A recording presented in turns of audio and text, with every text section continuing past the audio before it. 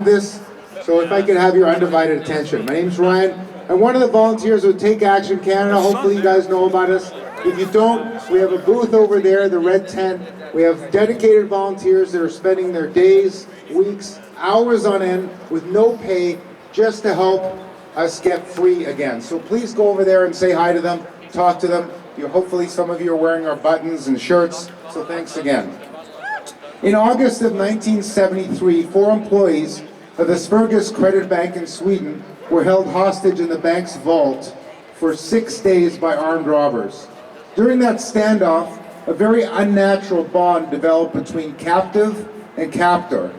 One hostage, during a telephone call with the Swedish Prime Minister, stated that she fully trusted her captors, but feared that she would die in a police assault on the building.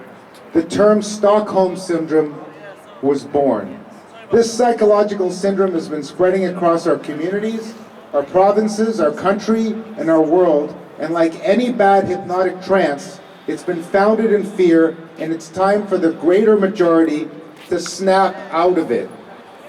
We can easily follow how it started with the fear of a virus that has a greater survivability than the flu, which coincidentally and magically has disappeared after being with us for thousands of years.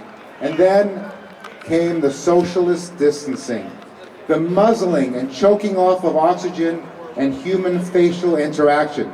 Do you guys know there's 300,000 deaf Canadians that are suffering because they can't read lips and they're told to cover their faces? It's disgusting.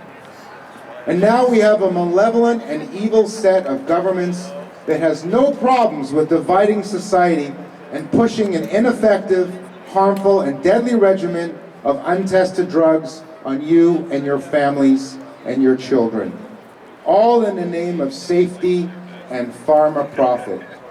But they're looking to divide us and make businesses and society choose between staying open and returning to normal, taking their poison and living with the harms and the risks with 0.0 accountability.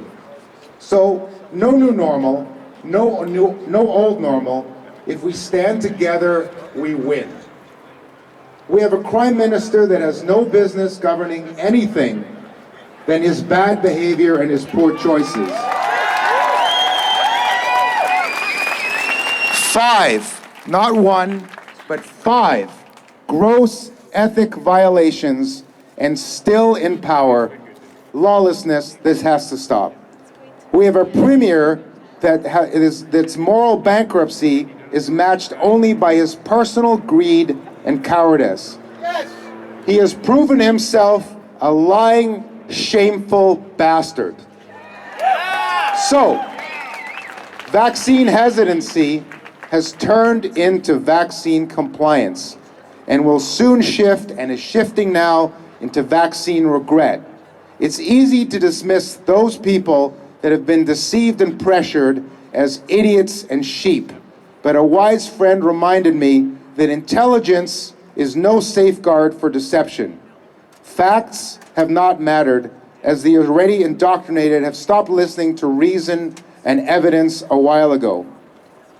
But there are glimmers of shoots of hope. The armor is cracking, the pressure is ramping up, and the lawsuits are coming on like an avalanche. The house of cards of lies and bullshit are tumbling daily. But this is a marathon of a war, and light must win over darkness. So, again, I implore you to, in your life, to grab a good doctor, a good nurse, a good lawyer, a good neighbor, a good influencer, and of course, a good police officer. Bring them along. We need everyone. This is a struggle, and truth is on our side. Freedom is on our side. It's time. It's time to get active. It's time to volunteer. It's time to donate your time. It's time to donate your money. Stop funding charities that have been silent while your rights, your health, and your family has been on the chopping block for 18 months. What we're doing takes effort, it takes resources. If you're already involved, thank you.